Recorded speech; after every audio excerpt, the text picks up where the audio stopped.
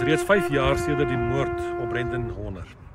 En dit is ondenkbaar dat daar tot op hierdie stadium geen suksesvolle vervolgings was nie, dat daar geen antwoorde gekom het nie, dat daar geen geregtigheid gekom het vir hom en sy familie nie. Ons mag dit nooit vergeet nie, ons mag dit nooit laat gaan nie. Ons moet alles in ons vermoë doen om die maksimum druk te bly toepas, dat daardie saak eens en vir altyd finaal opgelos geword en antwoorde gevind kan word. Ons sal daar wees om te help.